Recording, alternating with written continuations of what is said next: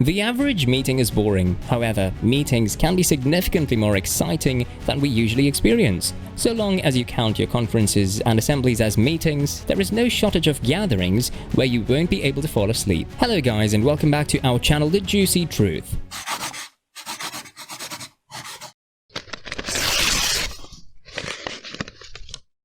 If you've got a thirst for knowledge that never quits, then subscribe to The Juicy Truth today.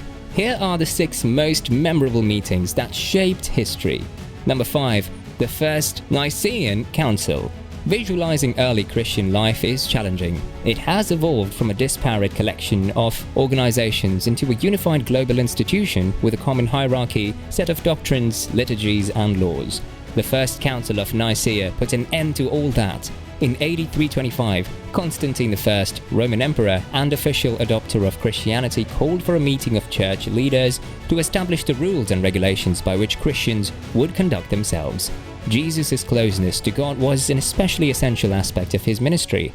Some held that Jesus was merely a man, those who claimed he was the divine Son of God, and held that Jesus and God were the same person. With an ecumenical war looming, Constantine and his council settled on the idea that Jesus was co-eternal with God. The Nicene Creed, in which the Holy Trinity is formally acknowledged, is the central theological document of all organized Christianity. Number 4. The Yalta Conference. The 3 most powerful men in the world sat side by side in one of the most iconic images ever taken, appearing more like old friends than the leaders of the winning nations of World War II. The 3 guys are Joseph Stalin, Winston Churchill, and Franklin Delano Roosevelt. They got together in the Crimean resort of Yalta early in 1945 to plan for life after an Allied triumph. They settled on a plan to put famous Nazis on trial for war crimes, among other things. One of the most notable of these was a pledge by Stalin to hold free elections in Eastern Europe. This did not occur, and as a result, communist administrations were forced on other countries, including Bulgaria, Hungary, and others. While subsequent, more official conferences would be held to sort out the globe, it is the inaugural Yalta Conference that casts the longest shadow over post-war Europe. The Cold War, the defining battle of the late 20th century and our modern history, had its roots in this era. Number 3. Treaty of Rome. The EU has the 2nd largest economy after the USA and the 3rd largest population. In 2022, close European cooperation seems inevitable. For millennia, a battle was normal. England, France, Germany, Spain, and Austro-Hungary fought for centuries. The 18th century saw millions of combat casualties. The EU changed all of that. Former foes are now joined by NATO, a shared economy, open borders, and deeper political connections. France, West Germany, Belgium, Italy, Holland, and Luxembourg signed the Treaty of Rome in 1957. The treaty formed the EEC, which became the EU. The Treaty of Rome drew nations together like no other summit. Number 2.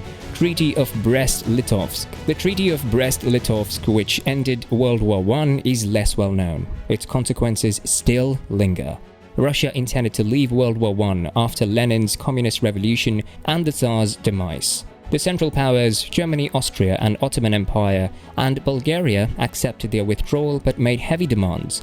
11 European and Asian countries gained independence, Germany acquired territory in Poland and the Baltic, and Ukraine became a republic.